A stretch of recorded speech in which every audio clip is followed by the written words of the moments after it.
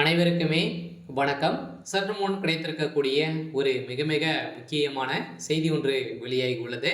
சற்று முன் தமிழகத்தில் பரபரப்பு, முதல்வர் ஸ்டாலின் ராஜினாமா, போலீஸ் குவிப்பு, இது மாதிரி பார்த்தீங்கன்னா செய்திகள் வெளியாகி இருக்கு.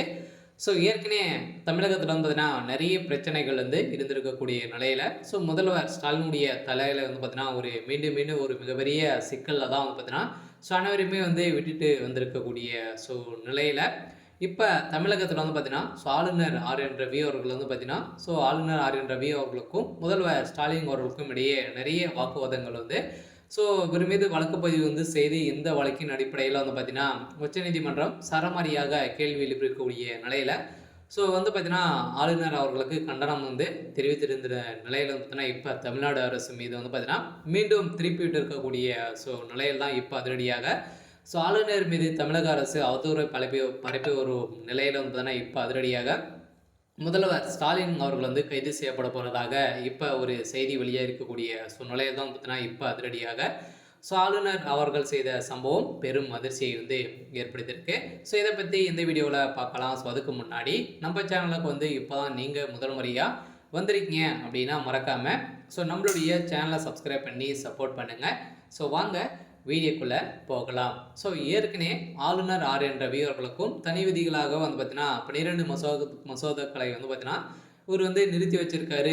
எந்த ஒரு ரெஸ்பான்ஸும் பண்ண மாட்டாரு அப்படின்ற மாதிரி பார்த்தீங்கன்னா ஆளுநர் மீதே முதல்வர் ஸ்டாலின் அவர்கள் வழக்கு பதிவு செஞ்சுருந்தாங்க.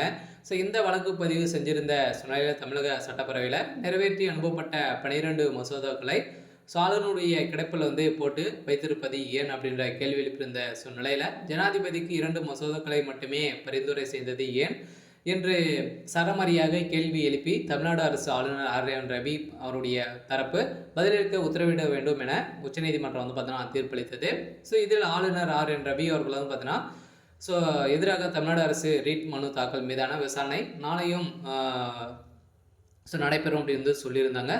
நேற்று நடைபெற்றது. இதில் பார்த்தீங்கன்னா தமிழ்நாடு அரசு ஆர்.என். ரவி அவர்கள் எதிராக தமிழ்நாடு அரசு தொடரப்பட்ட வழக்கில் உச்சநீதிமன்றம் ரீட் மனு தாக்கல் செய்தது. இது மசோதாக்களை கிடைப்பில் போட்டு வைத்திருப்பது துணைவேந்தர் நியமனத்தின் மாநில அரசின் நடவடிக்கைகளின் குறுக்கீடு உள்ள வகையை சுட்டிக்காட்டி ஆளுநர் ஆர்.என். ரவிக்கு எதிராக உச்சநீதிமன்றம் தமிழ்நாடு அரசு வழக்கு தொடர்ந்திருந்தது. இந்த வழக்கின் அடிப்படையில் இந்த வழக்கை விசாரிக்க நீதிபதி பார்த்தி வலா பெஞ்ச் தமிழ்நாடு அரசுடன் பேச்சுவார்த்தை நடத்தி 24 மணி நேரத்தில் நீங்கள் முடிவெடுக்க வேண்டும் அப்படின்னு மாதிரி சொல்லியிருந்தாங்க.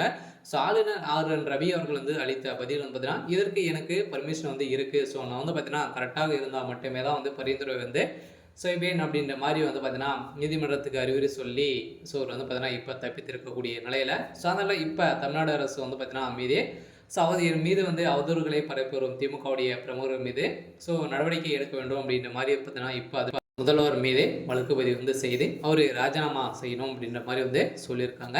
சரி, ஓகே. இன்னைக்கான அப்டேட் இதுதான். மறக்காமல் நம்மளுடைய சேனலை சப்ஸ்கிரைப் பண்ணி சப்போர்ட் பண்ணுங்கள். தேங்க்யூ.